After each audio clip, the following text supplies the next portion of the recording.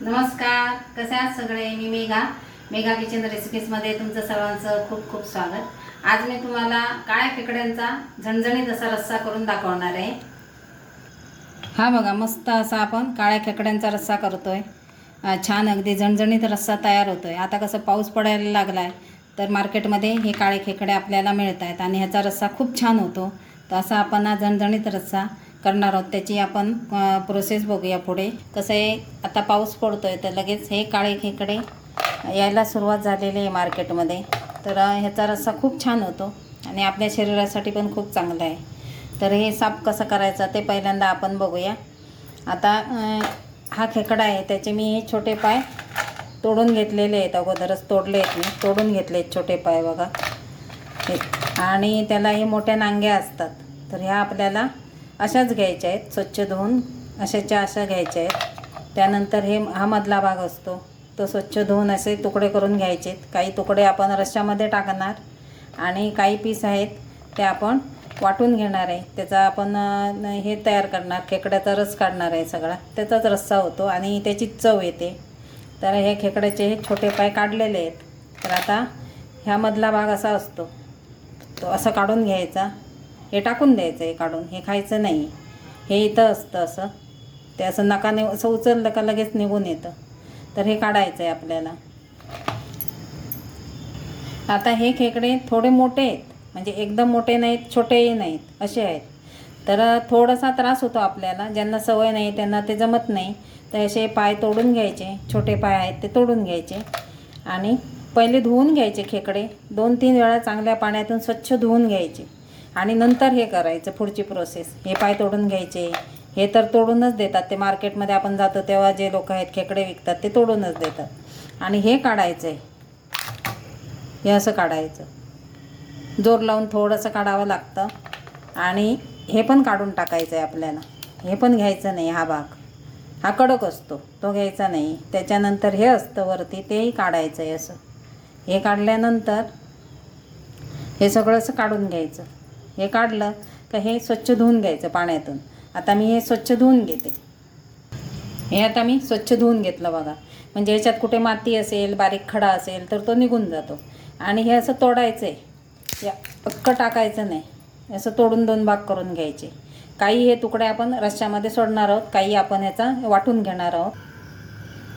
खेकडा उघडल्यानंतर ह्याच्यामध्ये पिवळा भाग असतो, ते मानं असतं। तर हे स्वच्छ धुवून, खेकडा उघडल्यानंतर स्वच्छ धुवायचं असतं आणि ते नांगा असतो आपला मोठा, त्याने ते काढून घ्यायचं असतं।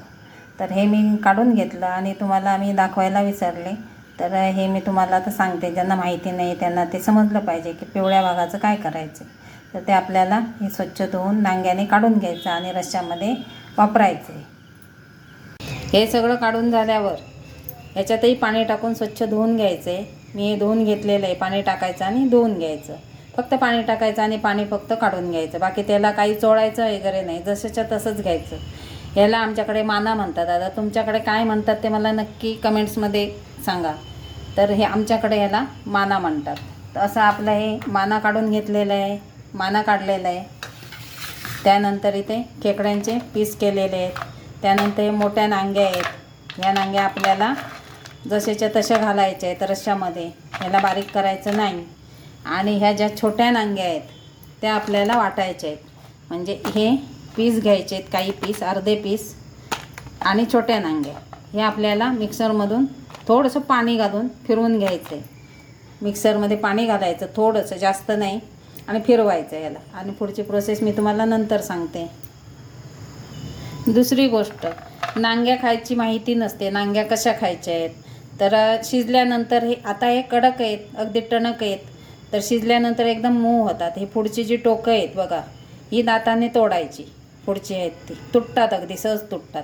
आणि ह्याच्यामध्ये मस्त पाणी असतं, अगदी तुम्ही खाल्ल्यानंतर तुम्हाला त्याची चव कळेल, मला असे सांगता येणार नाही। इथं पाणी असतं ह्याच्यामध्ये भरलेलं, तर ते पाणी पिऊन घ्यायचं। त्यानंतर हे फोडायचं दाताने। इथं मस्त मांस असतं, ते खूप चविष्ट असतं मांस, ह्याच्यामध्ये पण असतं, इकडेही असतं मागे, तर हे फोडून खायचे। आणि सुरुवातीला हे 2 टोकं दाताने तोडून ह्याच्यातलं पाणी पिऊन घ्यायचं, खूप छान असतं, चविष्ट असतं। नाही काही कळलं तर मला तुम्ही कमेंट्समध्ये विचारू शकता। तर असा आपण हा खेकड्याचा रस्सा बनवतो आहे. त्याच्यासाठी जास्त काही लागत नाही. मी ते ओला नारळ घेतला आहे. हा ओला नारळ आहे. थोडंसं सुकं खोबरं घेतलं आहे. थोडा ओला नारळ कमी होता. तुम्ही ओलं सुकं दोन्ही समान घेऊ शकता. मीडियम 2 कांदे घेतलेत आणि 15-20 लसूण पाकळ्या. आता हे मी तव्यावर कांदा लसूण पहिलं परतून घेईन. त्याच्यामध्ये नंतर खोबरं टाकून ते वाटण तांबूस होईपर्यंत आपल्याला परतून घ्यायचं आणि त्याचं वाटण करायचं. आता हे मी तुम्हाला दाखवत नाही, व्हिडिओ मोठा होतो. तर हे आपल्याला सगळं भाजून घ्यायचं आहे. आणि आपला घरगुती मसाला मी माझा वापरणार आहे, मालवणी मसाला. तुमच्याकडे जो तुम्ही चिकनला वापरता तो मसाला वापरू शकता. मालवणी मिळाला तर तो वापरा. तसं आता आपली सगळी पूर्वतयारी झाली. आता मी भाजून घेते, नंतर मी तुम्हाला पुढचं सांगते. आता मी हे खोबरं भाजून घेतलेलं आहे. आता ह्याला मिक्सरवरून बारीक वाटून घेते. आता कसं आहे बघा, जर नुसतं सूप म्हणून प्यायचं असेल तर खेकड्याचा रस काढायचा, जसा आपण हा काढला तसा. आणि खेकड्याचे थोडे पीस नांग्या असतील त्यांना मस्त कांदा आणि लसूणची फोडणी द्यायची. मसाला वापरायचा तुम्ही जो वापरता तो. आणि हे सगळं घालून 10 मिनटं उकळवून घ्यायचं, म्हणजे नुसतं सूप होतं तयार. पण आता आपण हा रस्सा करतो आहे खोबरं घालून. ह्याचंही सूप म्हणून छान लागतं खोबरं घातलेलं. पण खोबरं घालायचं नसेल तर तसं तुम्ही बनवू शकता. आता मी हे वाटून घेते, मग आपण फोडणीची तयारी करूया. इथे पातेल्यात मी 2 चमचे फक्त तेल घातलं. ह्याला तेल जास्त घालायची गरज नाही. फक्त 2 चमचे तेल टाकलं आहे. कांदा भाजेल इतपत. तेल तापलेलं आहे. कांदा टाकूया. ह्याच्यात आता मी काय लसूण टाकत नाही आहे, कारण मी वाटणामध्ये 15-20 पाकळ्या लसूण टाकलेलं आहे. तुम्ही जर वाटण करत नसाल, फक्त सूप करायचं असेल तर ह्या वेळेस लसूण टाकायचा, कांदा आणि लसूण. कांदा झाला आहे आपला. त्याच्यात हा मालवणी मसाला घेतला आहे मी. 4 चमचे मालवणी मसाला आणि हळद. माझा घरचा मसाला आहे. तुमच्या चवीनुसार तुम्ही कमी जास्त करू शकता. याला 2 मिनटं अगदी परतून घ्यायचं, जास्त परतायची गरज नाही. ह्याच्यामध्ये आपण वाटण केलं आहे ते टाकायचं आहे. आता वाटण टाकून घेतलं मी. ते मिक्स करूया मसाल्यामध्ये.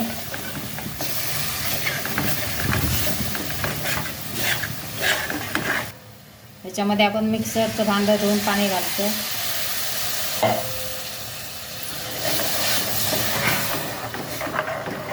खोबऱ्याचं वाटण मिक्स केलं आहे. आता ह्याच्यामध्ये आपण खेकड्याचं पाणी घालूया.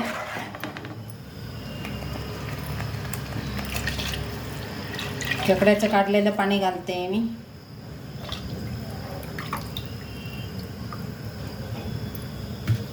तुम्हाला पाहिजे तेवढा तुम्ही घट्ट पातळ जसं पाहिजे तसा ठेवू शकता.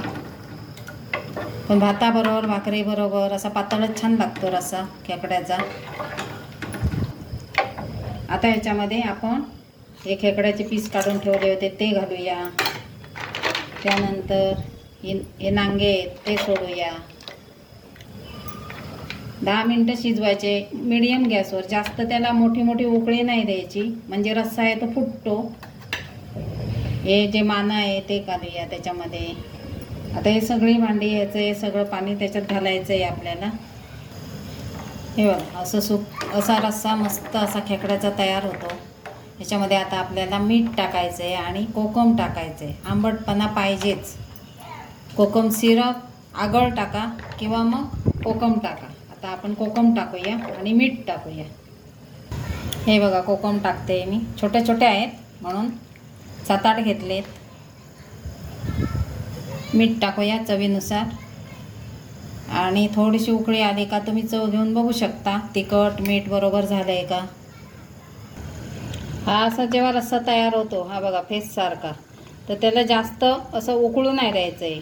त्याला असं बसून द्यायचं आहे. आपण असं सारखी चमचा फिरवायचा. जास्त उमळू दिलं तुम्ही, उकळू दिलं तर ते पातळ होतो आणि चवीत थोडा फरक पडतो.